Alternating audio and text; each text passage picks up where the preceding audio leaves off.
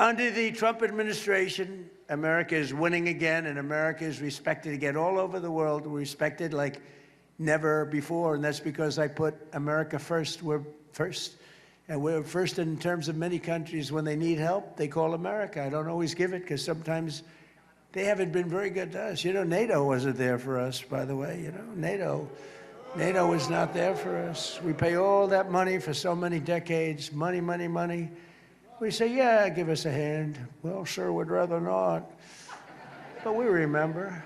We inherited the worst border in the history of the United States, so we quickly turned it into the most secure border in the history of our country. We took the worst border, and within a 60-day period, we turned it into the best. And I did it twice. If you remember, I did it in 2016, and then they let it go.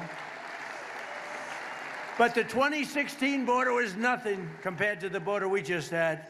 That border was horrible, what they let into this country. The 2016 was like a secure border by comparison, what we just had to go through. And we did it fast. Remember, they said you couldn't do it, you couldn't secure the border. I did it in really 30 days.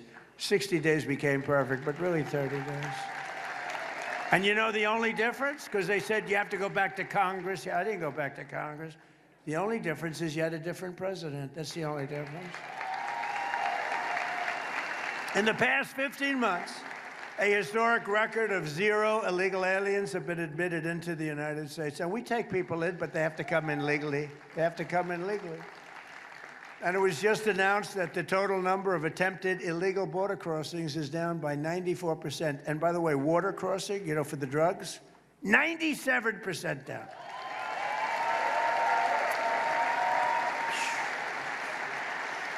%97.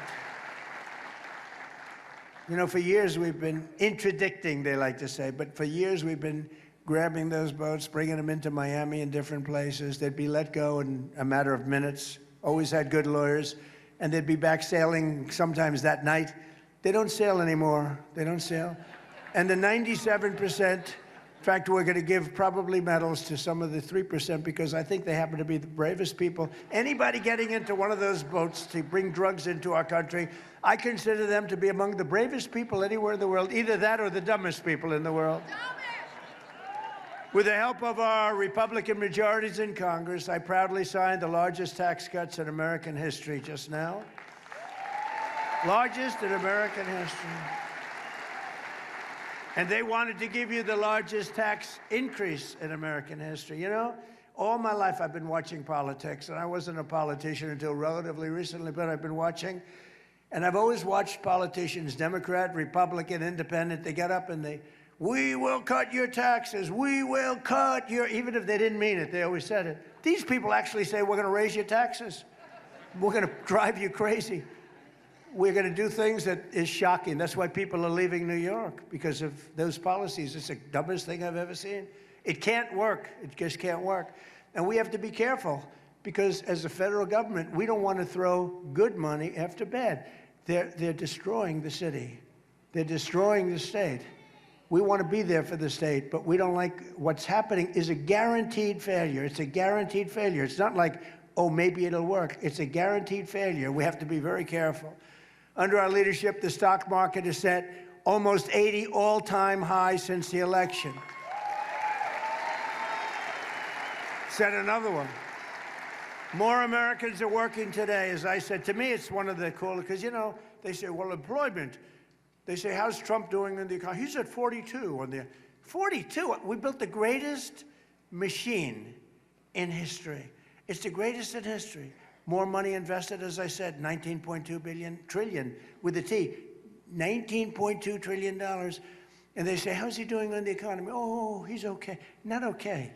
When I say we have the most people working, and by the way, the fake news, you see those people? If I'm wrong by, I have to be very careful, because if I'm wrong by a half a point, it's headlines all over the place. When other presidents or Democrats make mistakes, that's okay. But if I misstate something slightly, just a little bit, like a half a point, quarter of a point, it's headlines all over the world. Which keeps me extremely honest, I must be honest with you. Under my most favored nation policy on drug prices, we're delivering the largest prescription drug price cuts in the history of our country by far. with price differences of 400, 500, and even 600%. And the headline in most of the papers this morning was the largest drug price decrease in 65 years. And that alone should win us the midterms, really. That alone, because that reduces health care, reduces everything. For decades, Americans paid the highest prices for prescription drugs. We paid more for prescription drugs than anywhere in the world, and now we pay the lowest price anywhere in the world for prescription drugs. And I could tell you how I did it, but it's too boring. All I know is you had to get other countries to agree, and I got every one of them to agree. You know why? If they weren't going to do it, I said, I'm going to raise tariffs on you. I'm going to put 100% tariff. It's going to be 10 times more. Sure, we'd love to do it. We'd be honored to double our prices. They had to double their prices in order for us to get the reduction. But think of that, 400, 500, 600%. We should win the midterms on that alone. We're making the largest ever investment in the United States Armed Forces. Our armed forces are the best in the world.